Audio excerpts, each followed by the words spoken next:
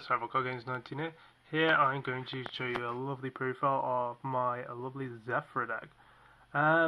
It's not the best deck around, but I do try and keep it. It's a bit more of a fun deck. I mean, I enjoy it playing it. I've had a couple of good games today. It's really fun.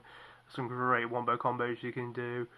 And it's generally, but all the time, a lot of the stuff is live and it kind of rotates and floats, so it's really good. So, in regards to these, we run two of this little lady. She's your lovely scale 1.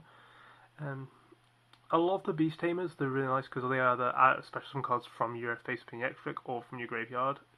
So the ritual beast tamers, all of these cards obviously work with the Zefra names, and they also work with their archetypes they're originally from anyway. So they really are a fun thing. The only problem is a lot of these are very, very weak attack. Like the beast tamers really only have barely 15, so they're not great. But the Satellite on the other hand are really nice. Like this one has 2100 defense, so that's really good. And yeah, Satellite Zefra and Zefra Extinction. I do not know how the hell to pronounce that. But yeah, a lot of them like have their different effects varying. Like this guy has the ability to target one face up in your pendulum zone and destroy it, and then you destroy another one. This one allows you to destroy and set one, so you have a face up and face down destruction, which is pretty useful. Core, I mean it's nice because all the Shadow stuff is pretty much targets for Crush Guard, which obviously you've already seen. So, but they're really nice. It's just weird to see Zefra card because it doesn't look like it should be a Shadow card. It looks like either I'd say a cross between like a Constella and a Evil Swarm, but you know, ifs and buts, that's, you know, life. All the Shadow ones just get effects from the center of the graveyard, so they're pretty good. Right, Flame Beast of the Necros. Now, this one is an interesting one, because it says, while this card is in your hand, or your graveyard, if a face-up Zefra or Necros, except Zefra or Flame Beast, will be destroyed by battle or card effect while in your monster card zone or pendulum zone, so that's an interesting one. You can special summon this card. That's pretty nice. So if you're getting something that's getting destroyed, it's just pretty much a get rid of something. This little guy's amazing, and you can see why it's the price he is, because he pretty much, if you pendulum summon or special summon, he is a tuner. So for Yang Zings, he's really good. So, but for this deck, he is mandatory. You really do need him at 3. But ifs and buts. So hopefully I can get hold of this guy.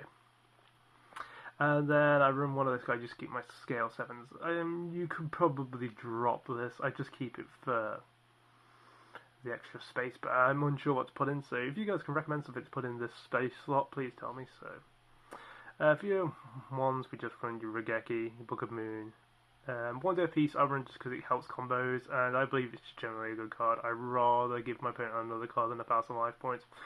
Call me stupid, but I can just play this and not take any damage for 1 turn. So. Oracle of Zefra. Now, Oracle of Zefra is an amazing field spell, and I do not know what anyone thinks of this. You've got a field spell that's Rota.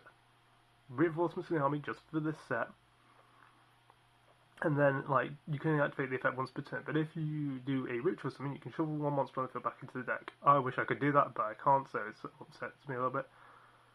So, Fusion, which you can do in this deck, especially when 1 monster from your hand. Synchro, choose 1 monster from your deck, place on top, which is really good because the Yang Zing goes to the bottom of the deck, so you can put it on top again if you like. XOZ, draw 1 card, just got 1 card. So, it's pretty nice. For a room with additional effects, I'm not complaining for it.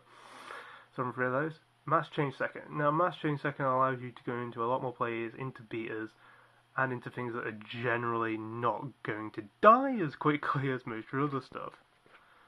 So, just help. Galaxy Cyclone, obviously I don't own this in real life, but if I did, it's amazing, so yeah, pick it up. Bottomless, you kind of need it stable. Bravery Skill, because you discard and you can reuse it, it's helpful in this deck. Crush Guard, no, I'm not going to go through it again. Reckless Greed, you need speed for this deck, and with the, you do need a high monster count for the pendulum, so it's just nice to have that extra draw.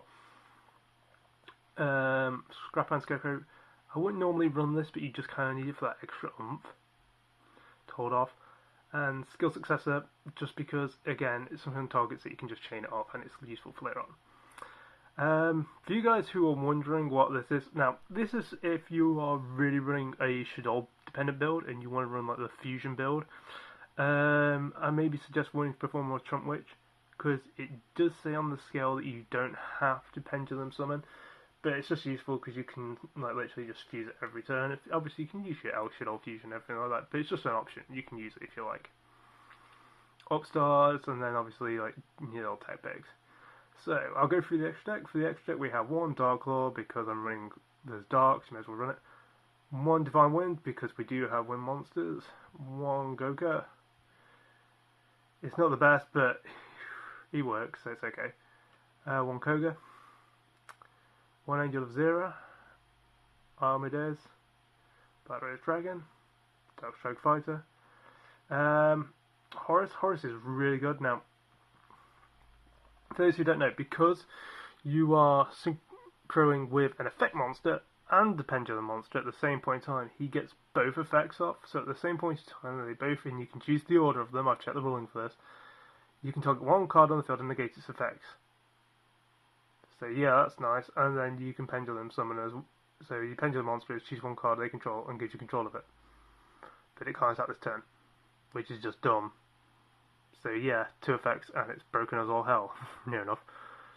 Next we have one Abyss Dweller because Burning Abyss is a thing. Armides because I just like some more destruction. Castel just because I need some more kind of clearance. Dark Rebellion just because I need to beat over some stuff. Cowboy wins games and wind up domains. Tell me what you guys think. I'm really happy with this deck, how it's worked so far. Tell me what you guys think, and I'll talk to you guys later.